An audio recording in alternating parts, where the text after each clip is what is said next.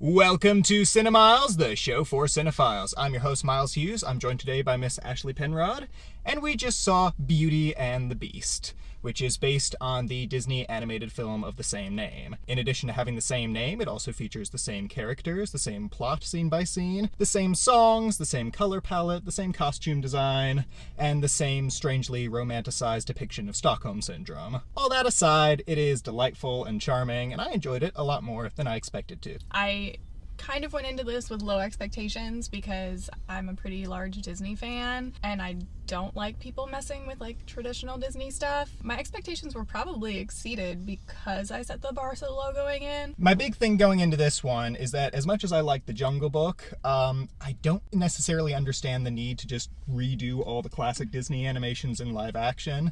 Like, there's a handful coming out. I'm really looking forward to Mulan. I think that one will translate. So this is one of the ones where I'm sort of like, what's the point necessarily? And it's strange because on the one hand, it very much plays on your nostalgia for the original. Yeah. They really go out of their way to recreate a lot of the famous moments. At the same time, I feel like people who are going to get the most out of this movie are people who've never seen the original, because it'll all be fresh for them and they won't be constantly comparing it. I was actually really intrigued by some of the new stuff that they put into it, and I thought that a lot of it was actually pretty good. Yeah.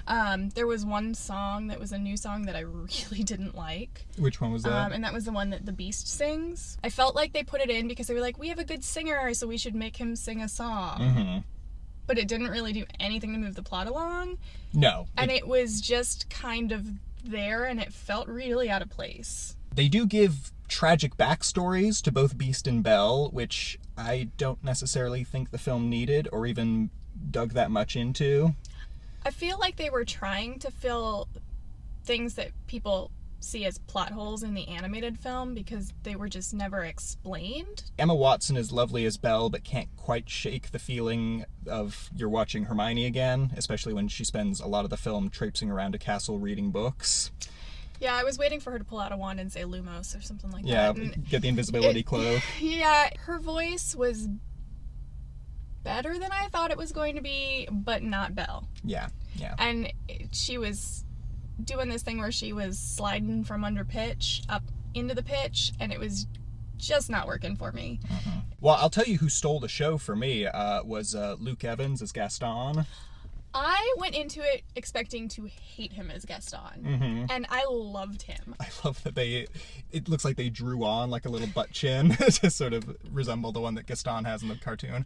But no, like he has that swagger and he has that, confidence, and he understands, I think, the tone of the film better than some of the actors. Like he can be hammy, but not too hammy. He's an interesting actor. He's kind of got that Orlando Bloom effect where he's in a lot of things, but it's hard to trace back what the thing was that he was good in. Yeah. That's why people like him. But he's great in this. Dan Stevens from Downton Abbey and The Guest plays the Beast.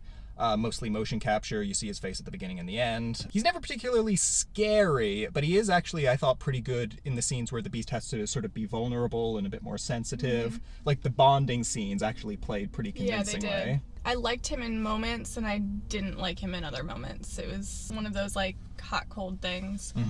When he's sort of indicative of the film as a whole, I think, in that way, in that there are parts that work and where, like, you're feeling the emotions you're supposed to be feeling, and there are the other parts where you're just like, but why did you do it that way?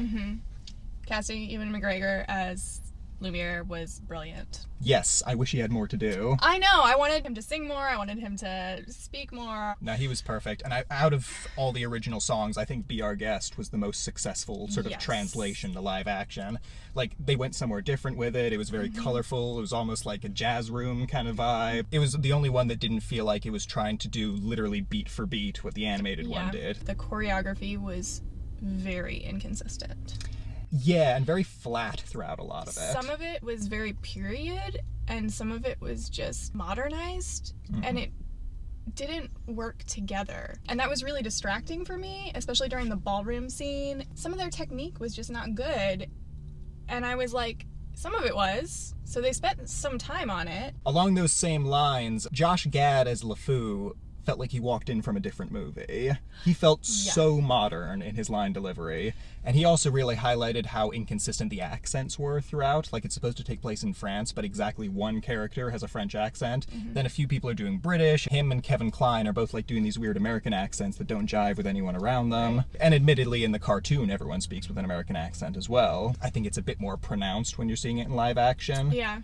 And there are a couple of other things like that. Like, some of the costumes, they are visually exactly what you expect from the cartoon, but almost in a way that it feels like kids playing dress up. I mean, especially Emma Watson in sort of her signature yellow dress kind of had the Jennifer Lawrence effect of sort of... She looked like a 12-year-old in the dress. She didn't look like a woman. But no, it was fun. It doesn't quite take care of some of the more problematic aspects of the story. It's not necessarily the best message to be sending out to kids. Oh, you know, if he abuses you and, you know, throws a giant snowball in your face that knocks you on your butt, it really just means he loves you. So bizarre. That was weird. And then they just cut away from it like nothing happened. But it's like the sound effect they use is like a brick hit her in the face. Yeah, and I thought it looked like she fell over backwards. Yeah. Like, questionable choices, Disney. Questionable choices. Get it together.